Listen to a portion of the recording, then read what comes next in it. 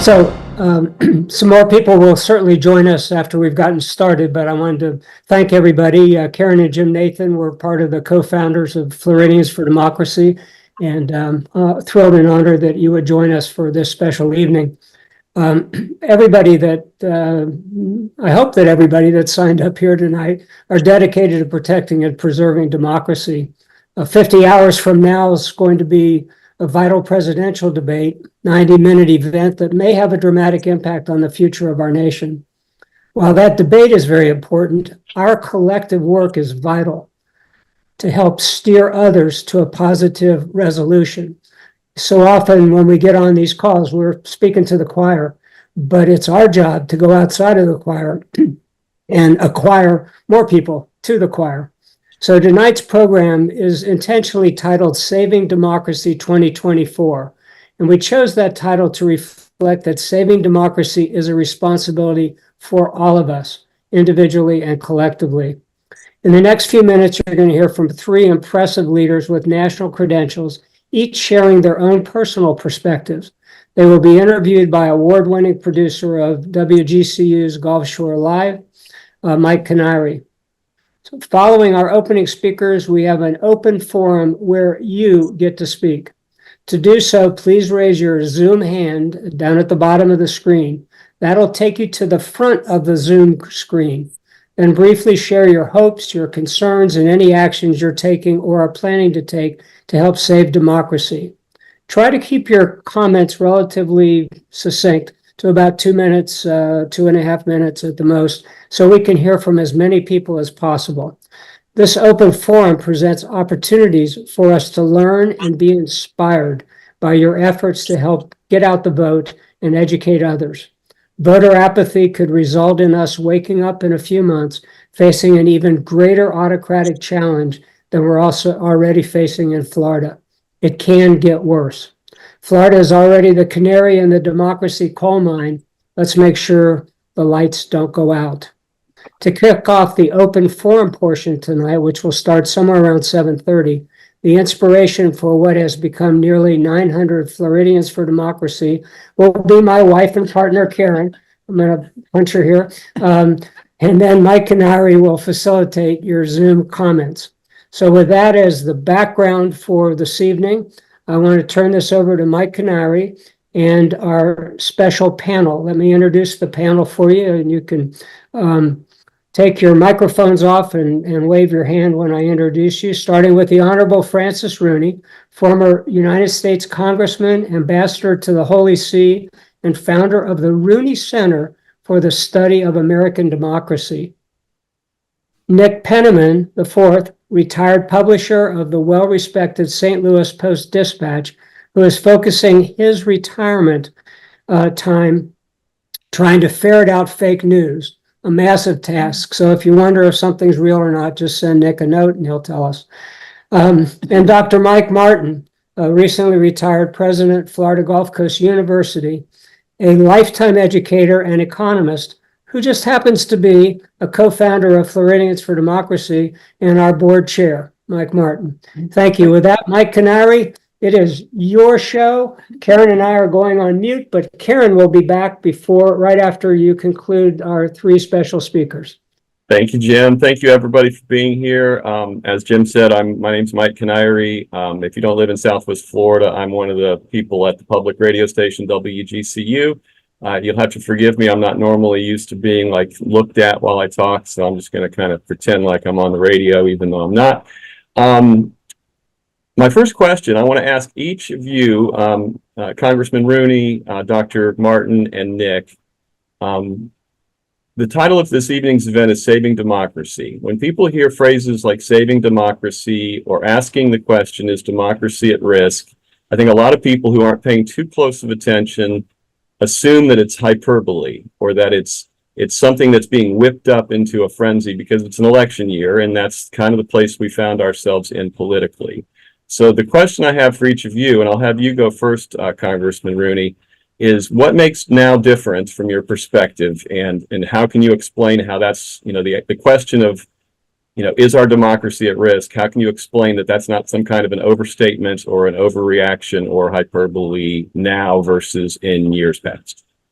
Well, I think there's a couple of things. First of all, both parties have been driven to extremes, and there seems to be no way to find common ground among Republicans, Democrats, liberals, conservatives, etc. And our system requires an ability to bridge and come to terms and compromise. As President Reagan said, I'll take 80% any day.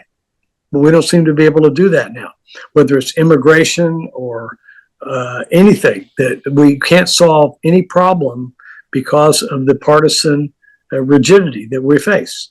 The other thing is, I think, civility. We are lacking civility. And when you look back to our founders, Hamilton versus Jefferson, they really hated each other, but they kept it under the table for the good of the country. And all the debates that they had in Philadelphia were kept secret, and nobody knew how hard they screamed and fought, because they came out of there as one group destined to create a new country. And we don't seem to have that ability to be civil with our enemies right now. Those are two major things that really plague me. And before I go on to Dr. Martin, and we're at a place that those things are to a higher degree, where, like, literally the idea that we would be a representative democracy might be at risk. Yeah, I think so. I mean, when I worked in the Senate, when I was in law school, I worked for a Republican from Oklahoma, very conservative. His best friend was Hubert Humphrey, and they couldn't agree on whether the sun was going to come up in the morning, but they were friends, and they could go share a bourbon or a Coke or whatever they did, and they respected each other's humanity. We seem to lack this fundamental humanity about the people that are in government now. Dr. Martin, your turn. Well, thank you very much, Mike, and thank you, Congressman and Nick. It's wonderful to be here. I think I share exactly what Francis had to say. I think the vitriol that has entered our conversations has created barriers to having anything that revolves around civil discourse. It just too often it becomes personalized, and name calling replaces reason and conversation. The other thing that has bothered me is the assault on the truth. There's now no way to hold people accountable for simply telling the truth. And so we now have a lot of the rhetoric that we're dealing with simply not accurate, in many cases fundamentally inaccurate and intentionally so. So we've lost the capacity to have reasoned conversations in too many places. Francis knows I'm a big fan of his because we communicated periodically during his time in Congress. And no matter what the issue was, I could always find a reasonable response from Congressman Rooney. And I'm not seeing that from too many of the people who now occupy important roles in this country. Much like Francis said, one of my friends when I was in Mexico was Pete Domenici, 36 years in the U.S. Senate. And his best friend was Ted Kennedy. And again, they only agreed on a handful of things, but as he told me, one Friday night a month, a group of them from across the spectrum politically in D.C. got together to play poker. And it changed your attitude toward one another when these are also your friends. So I hope we can return to that. And I had commented to somebody the other day, over a lifetime, and I'm probably close to the oldest person on this call, there are many things that kept me awake at night, but only recently have I woken up in the night seriously concerned about the future of the democracy here. And that really is a telling thing for me. The other thing, and you and I have chatted a little bit about this before, is the assault on some of the fundamental institutions that make democracy work. And one of them that I have spent 50 plus years serving is public higher education. Well, higher education in general, and certainly public higher education. That accusations are made and penalties are imposed against people who carry on what was once a fundamental tradition of being in the academy, which is academic freedom, freedom of speech, and freedom of inquiry. And all those things now are being punished. So it's a desperate time. I'll simply finish with this. So I was feeling a little better today because I saw on one of the newscasts the list of the top issues that will likely be taken up, at least in part, in the debate coming up. Number one was the economy. Number two was inflation. Number three was democracy. 71% of the respondents indicated they were concerned about the future of democracy. So maybe there's a little traction out there to do something and to demand some things that will maybe change this trajectory. I surely hope so. Nick, what makes now different from your perspective? You know, if you look at 2016 and 2020, there was a lot of disinformation coming out of other countries, coming out of Russia particularly. Externally, my concern right now is that both externally and internally, there's something that did not exist in 2016 and barely existed in 2020, and that's called artificial intelligence. What AI can do is to create a reality that's almost impossible to perceive as being what it really is. My son and I started a company 7 years ago. We just did a study last week, and we found that there are 1,200 daily newspaper websites that are active in this country. There are 1,250 fake newspaper websites that are created almost to perfection, with staff, with issues, with logos, with all the history and background, all by artificial intelligence.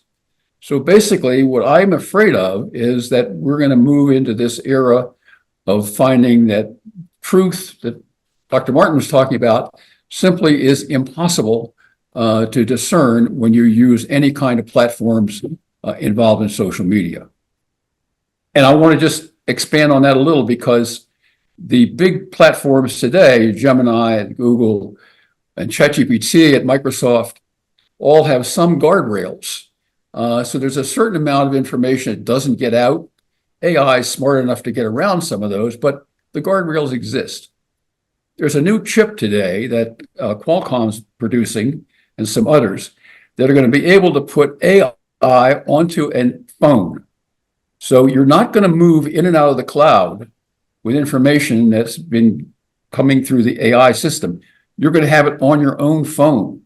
So whatever guardrails might exist by the big platforms, good or not, aren't going to exist, because you'll be able to customize your phone to exactly what you want. And if disinformation is what you want, that's what's going to happen. So, generative AI has been around, publicly robust for about 1.5 years now. Social media has been used by most people for probably 15 years, 13 years now. I'm going to go back to you, Congressman Rooney. Do you think that us living our lives online, everyone being able to share anything they want, and anyone in the world being able to see it, and, people who aren't real or are anonymous being able to share things that create friction points, do you think that dynamic is what has led us to the point that we are primarily? Well, I think it's pretty scary to think about those non-human voices out there, and unaccountable voices. The whole social media thing is totally out of bounds to me.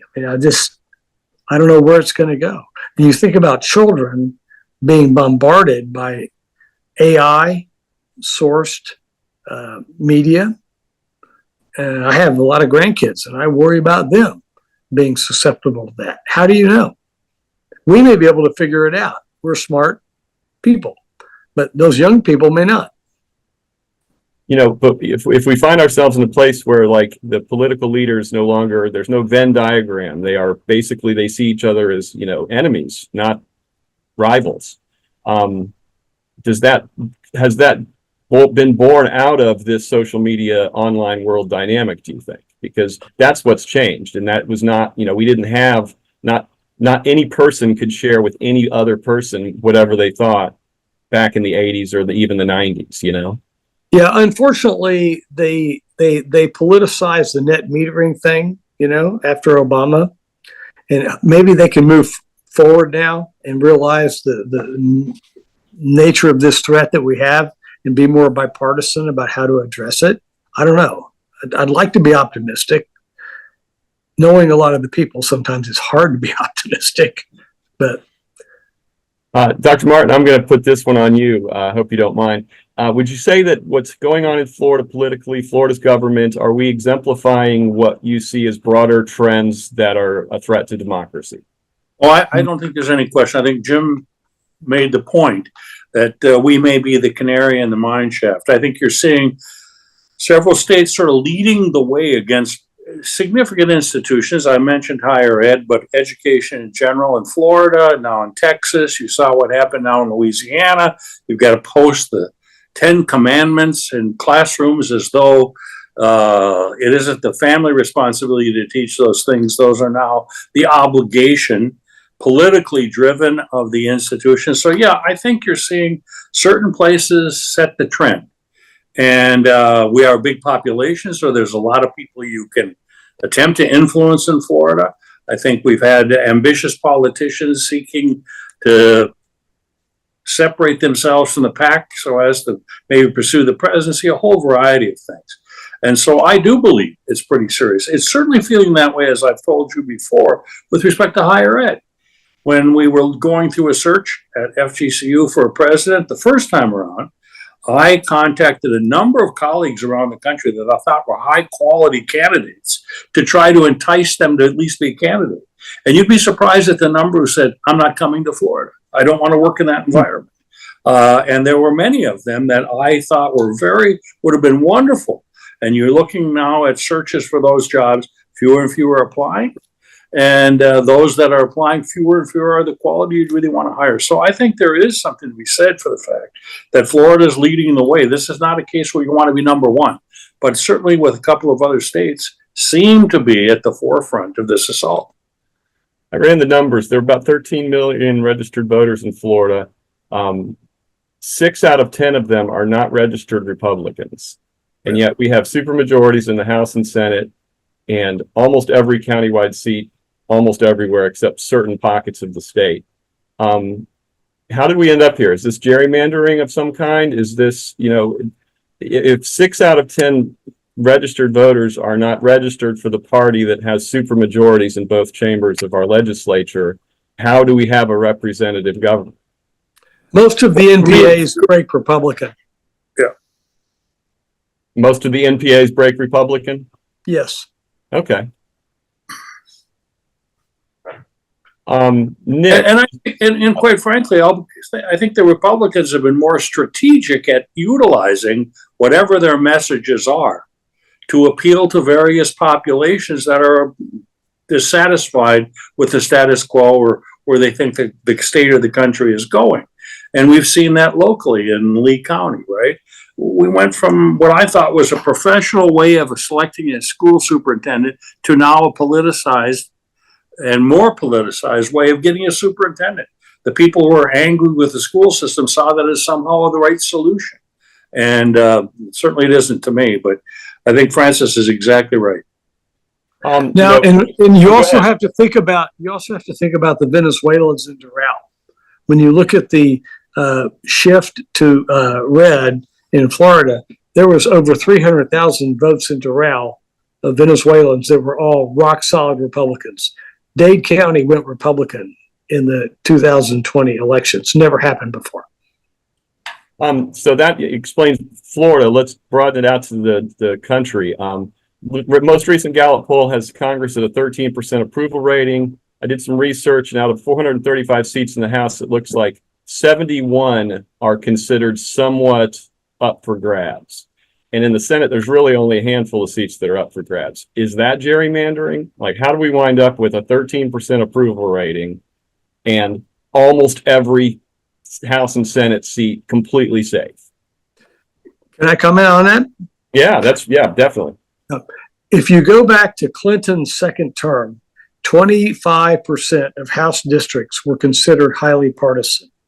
Now, as we know, it's well over 90, like the one that I represented, and the black ones in downtown Atlanta and Birmingham and all that. And I think it's a sclerosis that we have too many highly partisan districts where the election takes place in the primary and drives the parties to the extremes.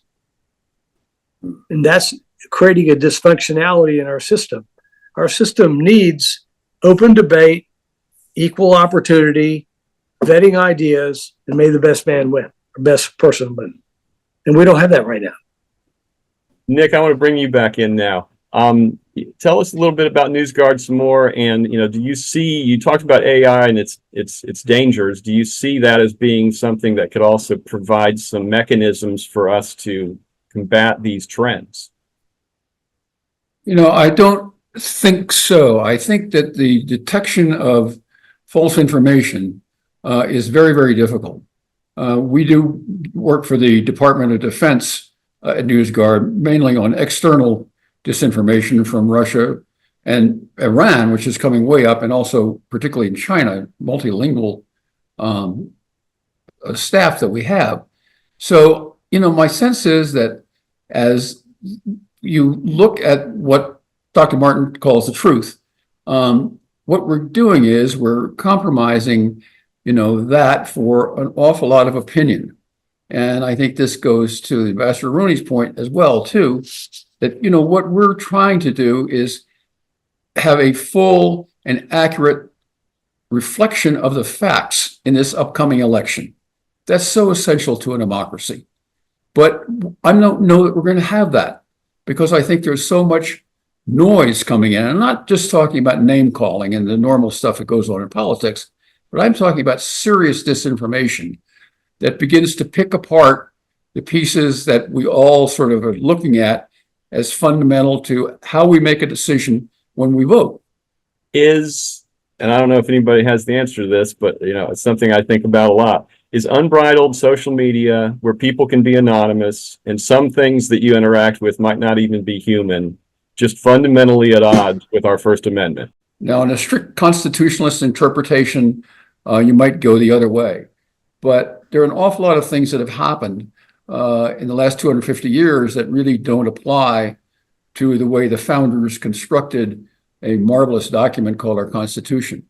So it may be that we have to look at this a little bit differently. And that's going to be tough, because right now the court is heavily toward the originalist side. But I think we're going to have to do that. And I don't advocate government getting involved in this at all. But I think that at some point there's got to be some kind of oversight, if not by social media companies themselves, then by independent authorities that look at it and say, look, this is wrong, this can't happen, and have the ability to publicize that information. Because if we don't do that, I think we're just going to be abundance of this disinformation flying around that's going to obscure the fundamental issues that people really need to know about to vote and vote effectively. What do you all think about requiring AI generated posts to be identified as AI generated and not human generated? I think that's an absolutely superb idea, that you should have a watermark on, and whenever you're interacting with artificial intelligence, whether it be on the telephone, which of course happens all the time, or be in social media or wherever, it should be watermarked, yes. But the problem is, Ambassador, that's not necessarily going to apply to China or Iran or any other country. We can apply that to social media in this country, but this is a worldwide phenomenon, and that's a big, big problem. I recently interviewed on Gulf Coast Life Tim Love, who was one of the speakers at the event down in Naples. And he paints this picture where we have created a wide open internet because that's our nature. And other countries, especially the authoritarian countries, have closed internets. So we can't really go in and tweak them in the way that we've made it very easy for them to tweak us. So I'm not saying I don't know what the answer is, and I'm sure we can't try to address the First Amendment with our partisanship that we have. But, what are your thoughts on that, whoever wants to weigh in? I think Tim's right. We need to fortify our, I don't know what you call it, explanation of what is being posted, for want of a better term. I'm not really expert in the terminology, but people should know what's being posted in this country. Mike, this is young Nick Penniman. It's also worth pointing out that because of the algorithmic boosting that these companies do, they could make a choice, which is to algorithmically boost sources that are based on journalism. So the New York Times, the Washington Post, the Naples Daily News, they could choose to boost those and promote those into people's social media feeds, and then, treat neutrally, meaning not boost, posts that don't have that kind of credential behind them. And you'd end up with a different news environment. I mean, if you look at a newspaper, right, they boost on the front page the stories they think are most important, and then on page 2 and 3, and then they kind of demote other voices into the letters to the editor or the op-ed page. They play stuff up and they play stuff down. On social media, what gets played up the most is, of course, the stuff that's the most inflammatory, which oftentimes is not stuff that's based on journalism. So they could actually create a very different information climate on their platforms if they chose to do so. But what if they run the numbers and find out that doing so will mean they have a 30% less engagement? It would indeed. The engagement would go down because people will be less nuts, and when they're nuts, it increases engagement. So it would just have to be that Mark Zuckerberg is worth a couple $1 billion less in the end. Dr. Martin, what can people do? We need to hand it off to some input from the people watching. We'll go around once of what can people do to try to address this in this dynamic that we've just painted a picture of? Well, I think one of the conversations we're having right now is we need to reduce the reliance on these mass messages that go out and return to some interpersonal conversations about the world we live in. I really do believe there's something to be said for having conversations rather than simply looking at talking heads on a screen who tell us stuff that may or may not be accurate. And I hope the people who are participating here are participating because they want to have genuine human interactions around really important issues that will shape the future that we hand on to our kids and grandkids. So part of it is that, to have back to some genuine relationship between people and not simply screaming through whatever media you happen to be able to control. I want to return really quickly to the First Amendment issue. I don't think James Madison wrote the First Amendment to undermine democracy. I think the whole point of all that he wrote and was eventually adopted was to create a democracy. So if the First Amendment, as now employed, undermines democracy, I think any originalist would argue that wasn't the intention. But I would like to make this a little less, in this country, in this world, a little less about media and a little more about human interaction. Nick, what would you recommend that people do in their own everyday lives? I think that Mike is making exactly the right point that I would make too. I mean, the disconnect using social media. We've all been at dinner parties or events where kids are sitting at a table looking at each other and playing with their iPhones. They're not talking to each other. And I think it's the dehumanization that causes. I mean, there's a great article written about 30 years ago by Robert Putnam called Bowling Alone, where social interaction are being eliminated, particularly with the younger generation. That's the way things get decided. And as Ambassador Rooney pointed out, people talk to each other. They didn't sit there and flame at each other. So I think that I would just support what Dr. Martin said. I thought it was a very, very good answer. Yeah, think about the family dinner table discussions in our era, where all generations participated in discussing whatever was being discussed. Now it's all, like you say, on the phones and stuff. And that's a dehumanization. I'm going to, before we hand off, start raising your hands, people, if you want to weigh in. I'm going to round it out here with an anecdote. Back in 2008, I had just gotten on Facebook for the first time, and I had on Gulf Coast Life a guy named Ben Bova. Some of you might recognize his name. He was a science fiction author. He ran with Isaac Asimov and Heinlein and all those guys, and he had retired to Naples. He was in his 80s. I had him on the show, and I just gotten on Facebook, and I said, "Hey, have you been on this new social media thing?" And, I was connecting with all my high school friends. And he said, "No, I'm not going to get on there, but I've been checking it out." And I said, "What do you think?" And he said, "Well, if anybody in the world can say anything they want, and anybody in the world can read anything that anybody else says, then we're just not going to know what's true anymore." And at the time, I thought that that was so pessimistic. But, you know, he was a futurist. And he, just by looking at the potential system, he described, I believe, the place that we found ourselves in. So I don't want to harsh on social media, but I feel like somebody in charge needs to sort something out, because we're sitting here having a conversation about whether democracy is at risk. We might need a New York Times versus Sullivan applied to social media. Let's thank our really special guests. I hope that you'll stay with us this evening. And Mike, thank you. You'll be back on in just a moment. Karen. We have one step to take before we can come to our open forum. I'm really looking forward to it. I've had so many emotions the past half hour listening to this discussion, and I believe everybody here is very anxious to share. First, I want to tell you that on April the 1st, 2023, a group of us calling ourselves the 1939 Project, deeply concerned about things that were happening in Tallahassee regarding laws and policies that were being passed, decided to have a Zoom and invite 20 to 30 people we felt were perhaps like-minded and having the same concerns we had. Well, word spread. And that night, we saw 88 faces on our Zoom screen, which was wonderful, absolutely wonderful.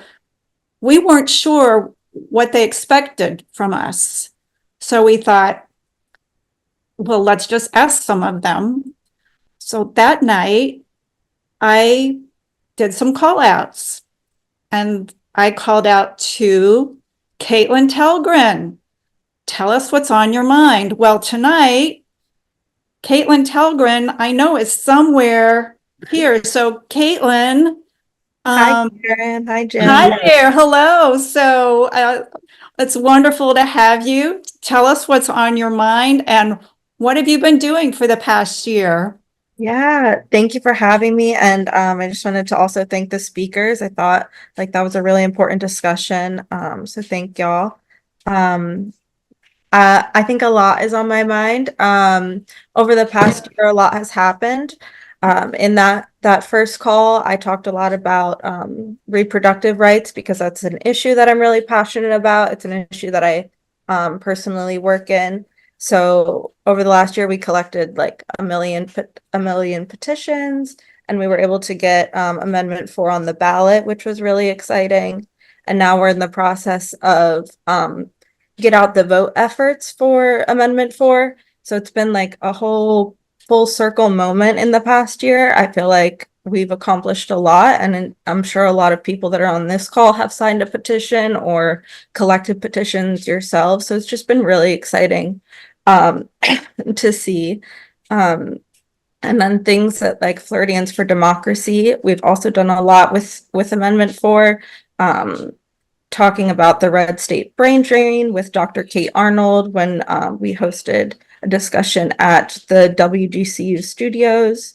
And then also postcarding. Karen led a huge effort with postcarding where we were able to send postcards to legislators in the House and in the Senate for different laws that were coming up, and we're about to change them. It was really exciting. So I think it's been a really great year. And thank you. I'll pass back to Karen. Thank you, Caitlin. Caitlin was a senior at FGCU when we met her that night, and she became a board member for us and has been very active. We're so grateful to have you.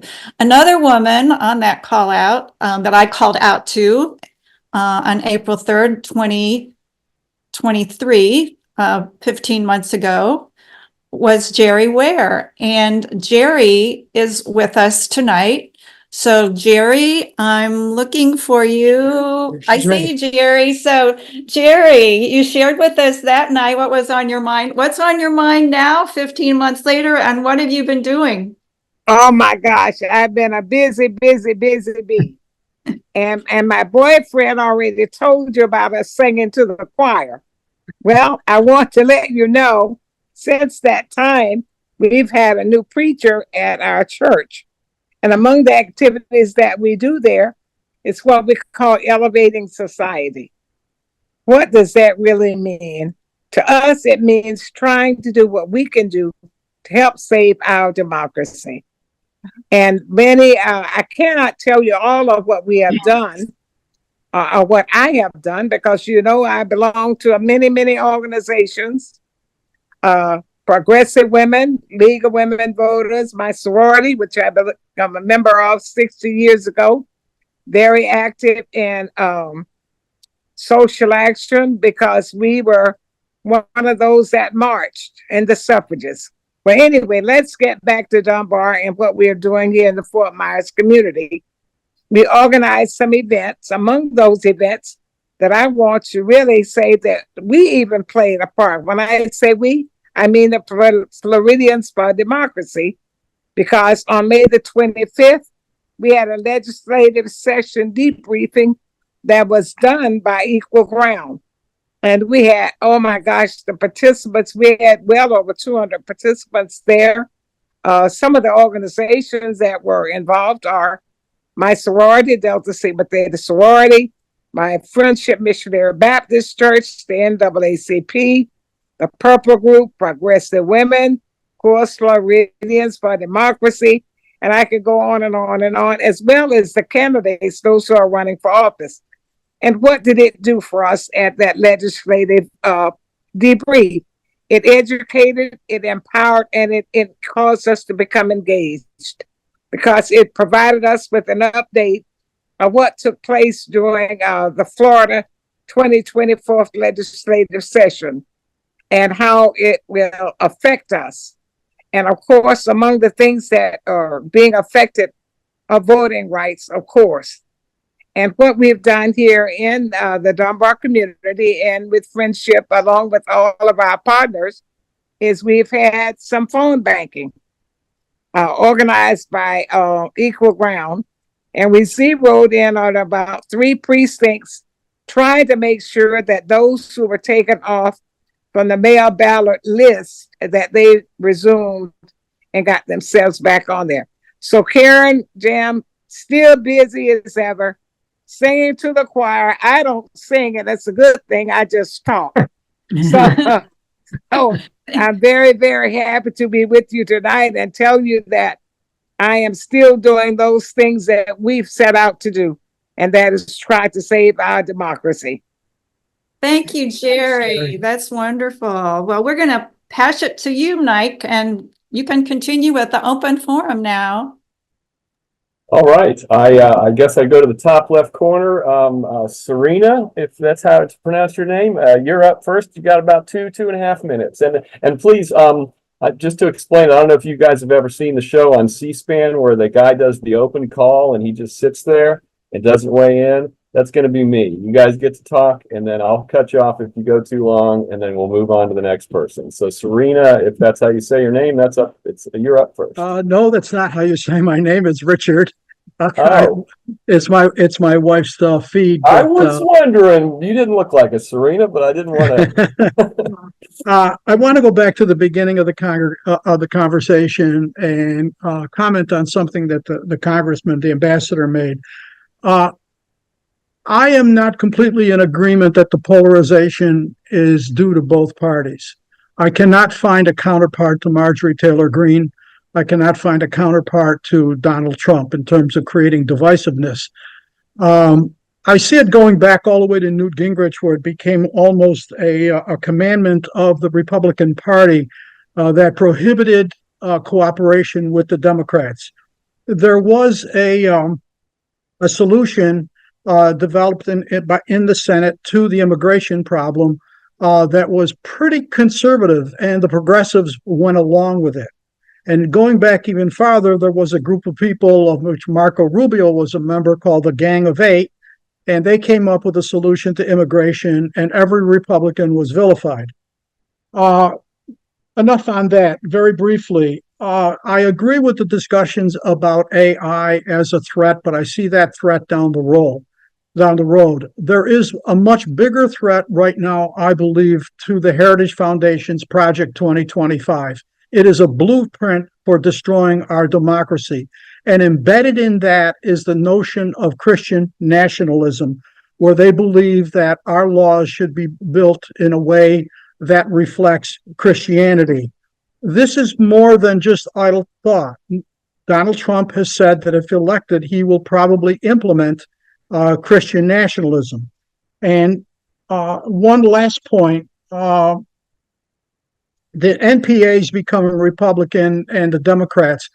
Keep in mind the amount of money that is available to Republicans in the legislature comes from pretty much real estate. There are a number of Republicans that have connections to real estate, and the big developers pump a lot of money into Republicans across the state. And that's one of the reasons why it's hard to compete. And at this point, I will close out. Thank you. Thank you, Rich. That was great. You were 2 minutes and 14 seconds. You did great. Gene, you are up next.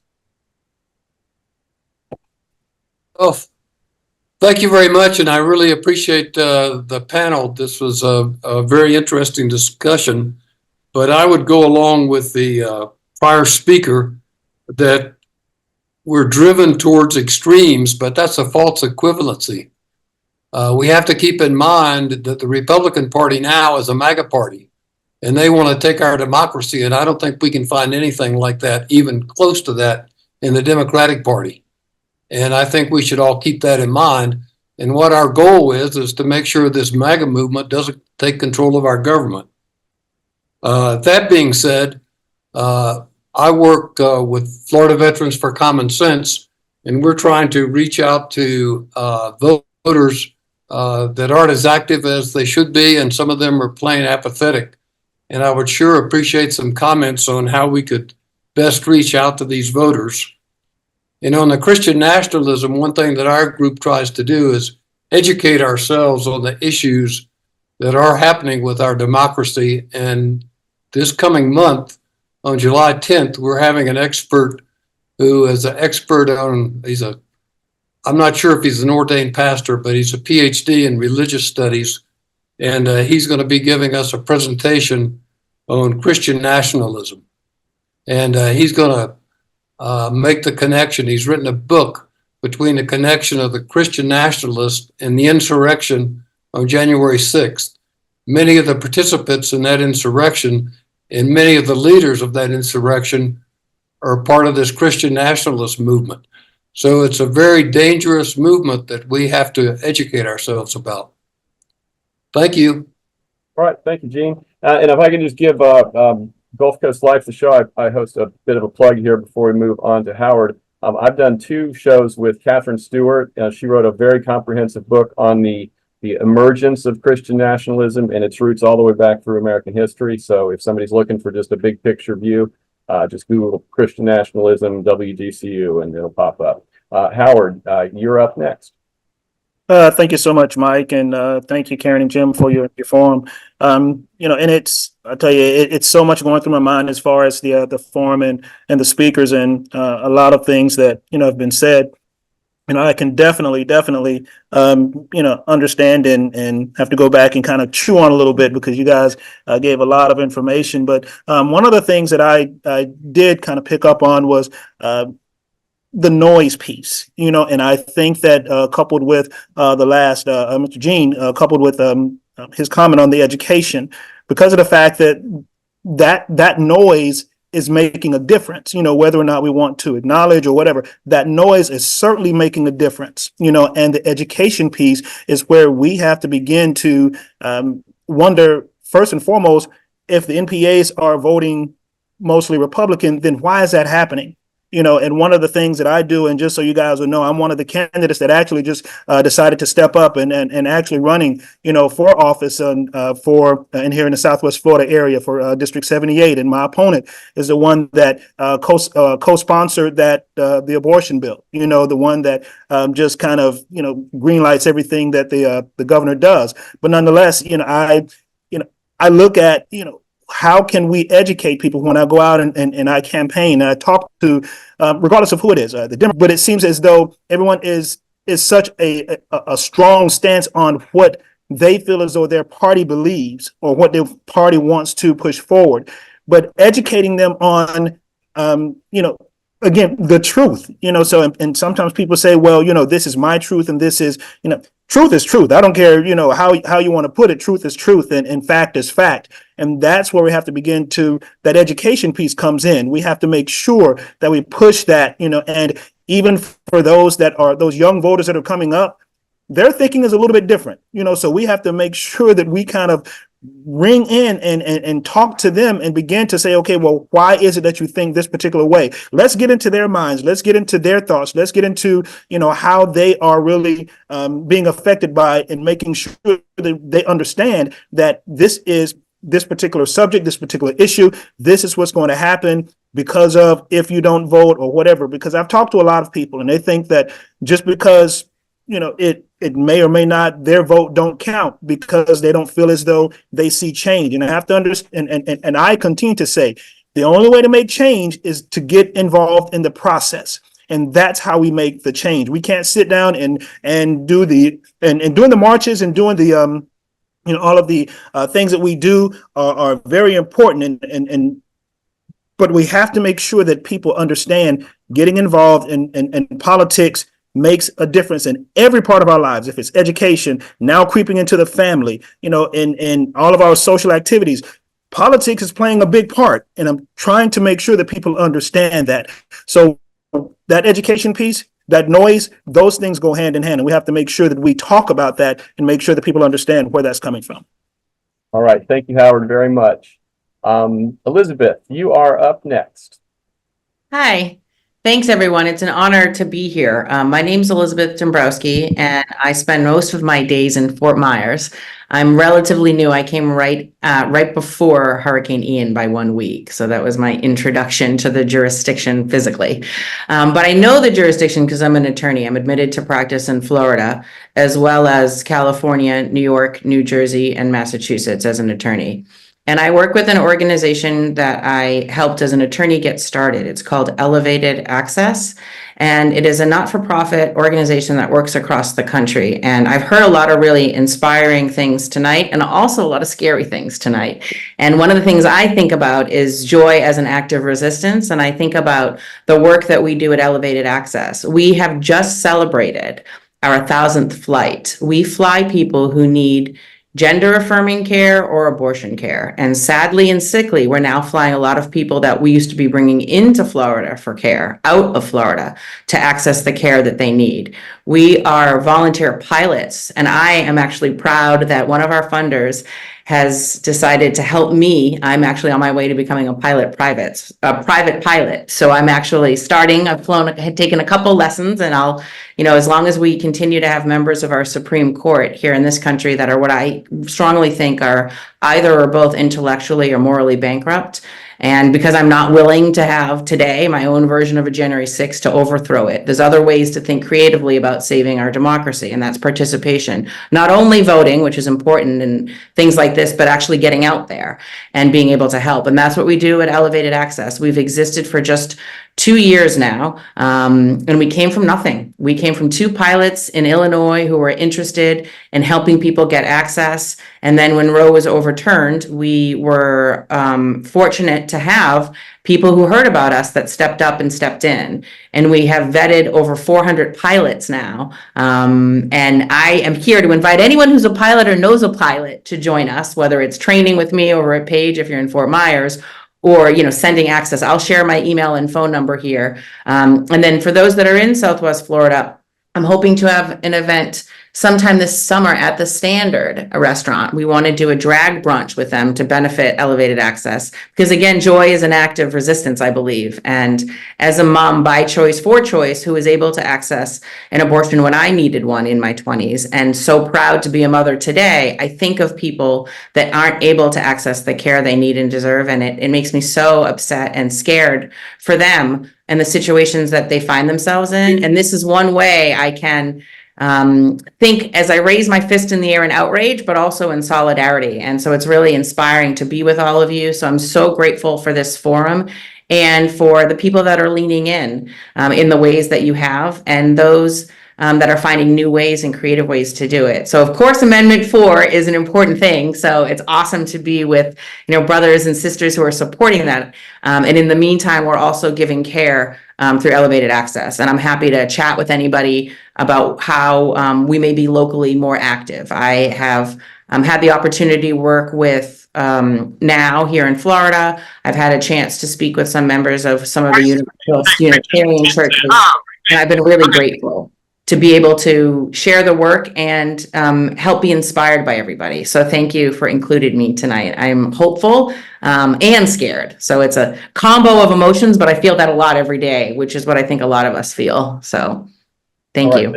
Thank you, Elizabeth. Liz, you are up next. Okay, I represent a group of basically Democrats in Southwest Florida called the Blue Gator Initiative. But I understand that this is supposed to be a nonpartisan gathering of people. And so I will respect that and not speak about Democratic issues per se. However, seeing Howard Sapp, two speakers before me, reminds me and shifted what I wanted to talk about, because he was among a group of very passionate and really thoughtful Black leaders from Fort Myers who chose to speak up Monday a week ago in response to the ham-handed or completely inane comments of our current Congressman Donalds, where he linked stability about the Black family with the time of Jim Crow. Dunbar neighborhood in Fort Myers had essentially de facto Jim Crow much longer than federal law would seem to suggest. And I bring that up because these passionate speakers, we have 4 nightly news stations. I'm not picking on WGCU. I'm talking about television news and a major newspaper. Nobody covered it. Nobody took an interest in these passionate, thoughtful, in-depth experiences by local people who wanted to counterbalance those remarks by our current congressman. And that frustrated me tremendously. And I know that and I come out of broadcasting, that the current media ecosystem in terms of mainstream media, particularly in the red states, leans toward the Sinclair model, leans toward not thinking about community balance.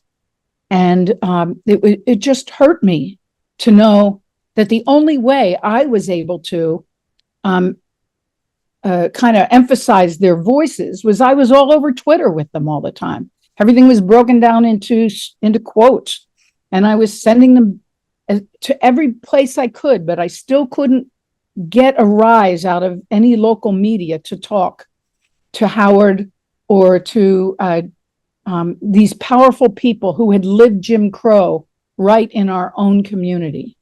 And so that frustrates me tremendously.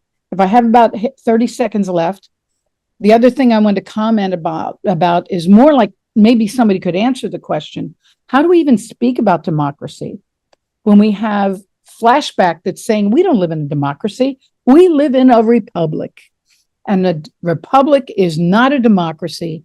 And you're using flawed terminology, and they go back to whether Professor Martin can comment about that, or Congressman Rooney, who knows his history, at some point about how we answer these people who just trash the notion of democracy at this point and say we are wrong about our fundamentals. And I thank you for the forum, and I thank Karen and Jim for presenting this. Most grateful. Thank you. Thank you, Liz. I don't know if Congressman Rooney's still here, and Mike Martin, his camera's off and he's muted. So you hear me, Dr. Martin? I think he hears me. Janine, you're up next. Hi, thanks. I don't do politics much at all. I keep informed, luckily. But I happened to, this is going to be very short. I happened to write a song, a pro-democracy song, a couple of years ago, and I just can't seem to find a group, a band. It's a rap song to record it. So I'm just putting this out there to everybody in case anybody knows of a rap group that might be interested in a pro-democracy song. I think it's kind of fun. Thanks. Okay. Well, everybody listening, if you know anybody who wants to participate, get in touch with Jim, and I'm sure he can connect them with Janine. Skip, you are up next. Thank you. It's a pleasure to listen to everybody who's concerned about democracy here. And there's enough people and enough will here that you will get solutions to this problem. I'm going to tell you a couple things about some experience because it'll weigh in on what I have to say to you. I was involved in the world's largest the building of the world's largest online chat systems and electronic mail in the 80s. It became AOL after a while. We were the first guys that put it on there, and we could see what people would do online and what they wouldn't. I've been involved in subsea cables that do fiber optics and communications around the world, so we could see the speed. I'm a political scientist, and for 8 years in the university system, we studied how people talk about their government, what they do, and we even studied how long it took the Pony Express to get from New York City to Philadelphia and change the opinions of the people in Philadelphia. I've been to Ukraine, and I've had the Ukraine officials tell me day by day, minute by minute, how social media got them fighting each other and killing each other, literally. And I do believe it. One of the problems that you have is the speed of the information that comes through, and that there are no more editors. So when we had newsprint, we had editors. We don't have editors anymore. And it creates a big problem. My suggestion to the group here would be to cut through some of this and make some progress, is to use what the Stanford University calls a design theory, where you split into groups, hopefully in first person, in face-to-face. You give everybody each into teams, and you give each one the same problem set.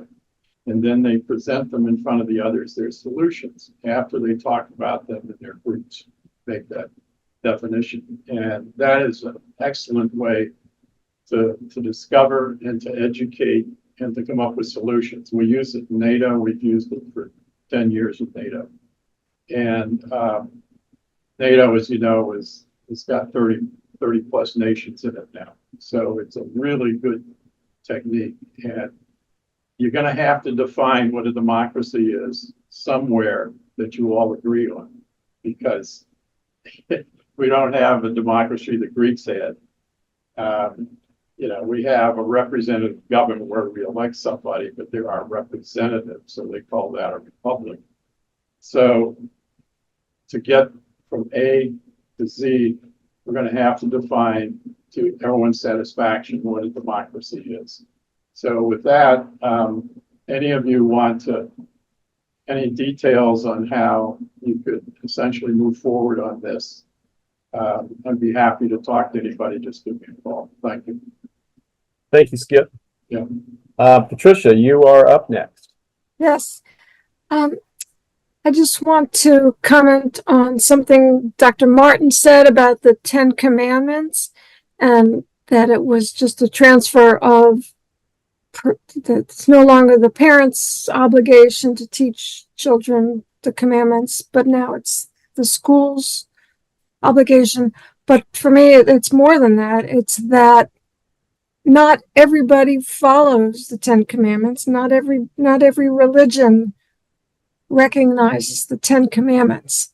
That's what's so awful about this Louisiana new law. That's all. Right. Thank you, Patricia. Jack, you are up next. Yeah, thank you. And from the Wayback Machine in 1775, Thomas Paine wrote The Crisis, and you know how it begins. These are the times that try men's souls.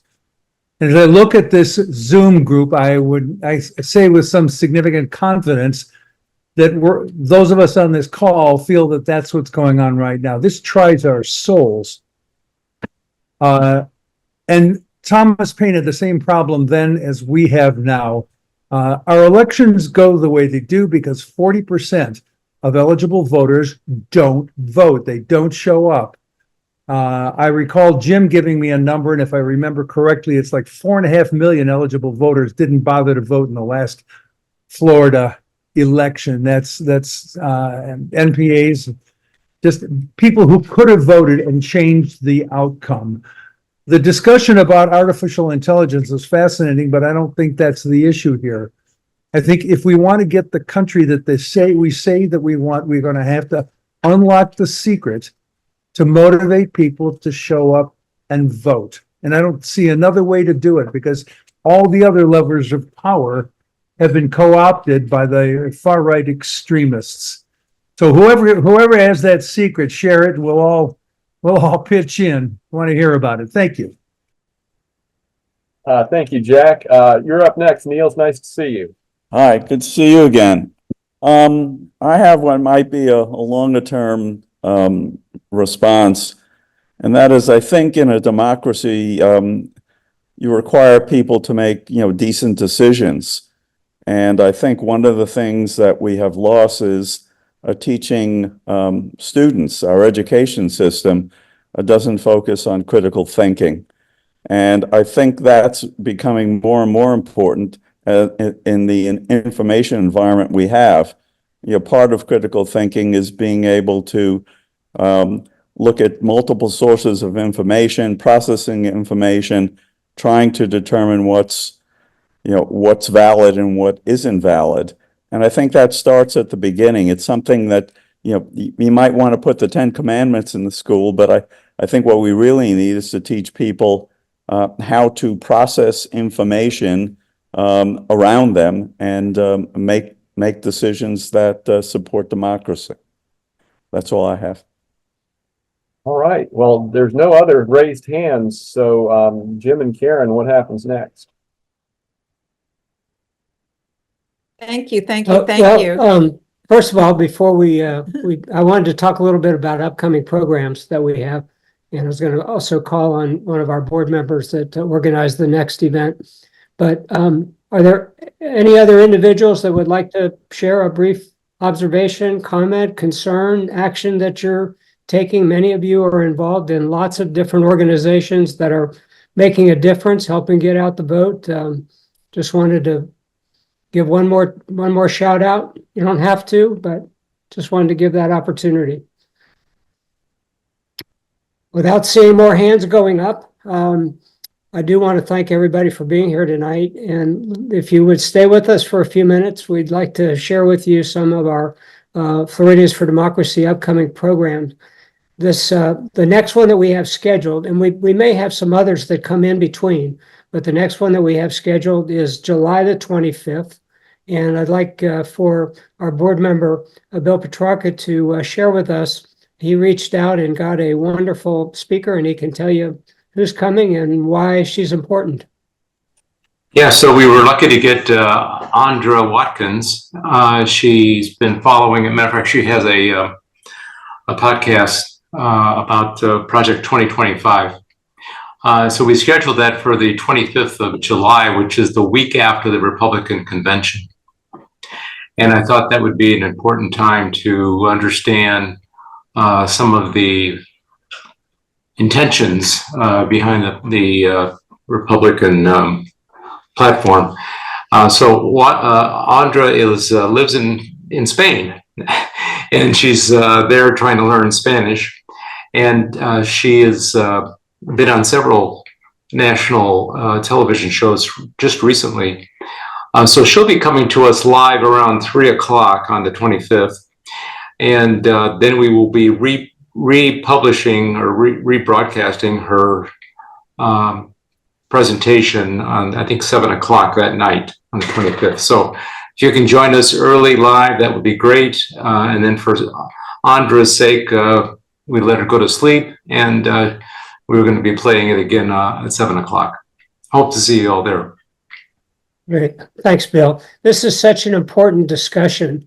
Sort of like Amendment 1, it's going without a whole lot of recognition. It's starting to get some now by people that are observing, but this is the game plan behind the scenes. Trump is simply a tool being used to try to manage a takeover of our government by a relatively small group of people and make us a Christian national government, which ties nicely into the quiet amendment that's going to be on the Florida ballot, Amendment 1, that very few people are aware of.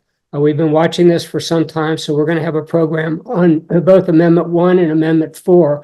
One opposing Amendment 1, which will basically require that every school board in the state of Florida have a partisan elected school board. There are only 2 states that even allow it, Alabama and Florida. And this would require then that every school board not just be allowed, but be required. And that's another effort, sort of like the voucher program, to grab and take over our public school system. So we'll be doing some education around that. And obviously, from day one, we wanted to support Amendment 4 that Caitlin shared with us earlier today, and many of you are involved with that.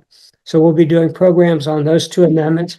We'll also, in August 20th, as you know, is the primary election. So we will know who the finalists are for various House and Senate seats in Florida. And also we obviously know one person that will be a finalist for the U.S. Senate in Florida.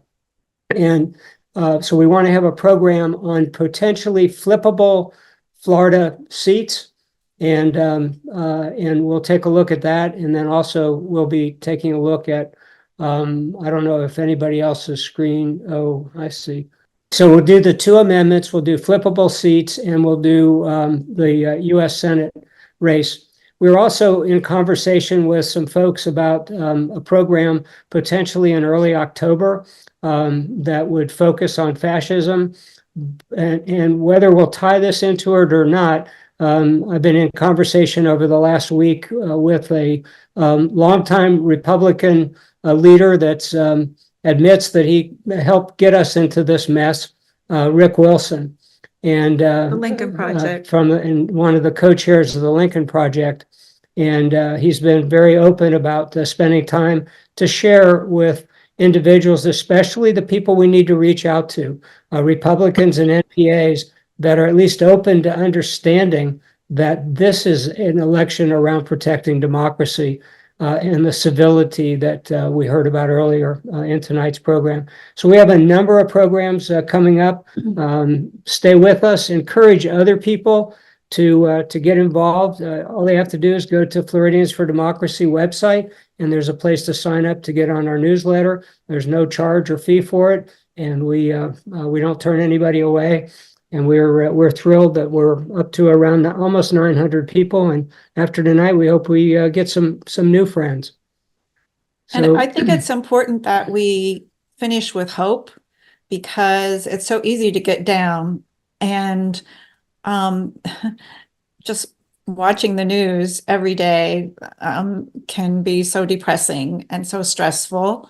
And things we heard tonight from each other, I like to focus on the things that people say that they're doing, the actions that they're taking, and steps they're making to try and make a difference and try to save democracy.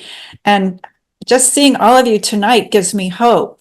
There are so many more out there that we could reach out to and share with, and invite them to join our next get-togethers, and have some in-person things that are going on as well. That's important to do. So let's just be grateful that we all share similar values and believe in democracy, and that there is hope that we can save democracy in 2024. Thank you. Thank you all for participating and for everything you're doing. A lot of you are doing wonderful things, and you didn't speak up about yourself. You didn't share. You're very humble, but we do appreciate everything that you're doing. Still on there with us, Mike Martin, and we appreciate Francis Rooney speaking up and speaking out. It's important to see, and I'll share this. We just did a survey. We'll be getting a summary out to everybody about our survey. But one of the things we found is that of our Floridians for Democracy, 22% of the participants are either Republican or NPAs. So we are reaching an audience that was important to us from day one, because we said from the outset that we knew that most of the folks that would sign up and be interested and passionate about this were going to be Democrats, but Democrats weren't going to save democracy by themselves. And this is where we've got to accept that and realize that any of our mission areas, whether it be the environment or women's rights or racial justice, et cetera, everything is at risk if we lose democracy. I think that's the shared message that we need to work on to get out to anybody and everybody that we can have this conversation with. Don't be apathetic, because apathetic could just back us into something that we didn't think could happen in 2016. And it's going to be worse this time if that happens. Good of the cause. Thanks, everybody. Thank you to the FFD board members that were here tonight. Mike Canary, as usual, a absolutely wonderful job. He's worth listening to, folks. Sign in and listen to WGCU, and no matter where you live, he's got some great messages and great guests that he interviews. Thanks, everybody. You have a good night. And now, less than 50 hours from now, there's going to be a little debate on. Somebody will show up for it. Maybe it'll get called off too. Who knows? Stay tuned. Thank you, everyone. Thank you. Thank you.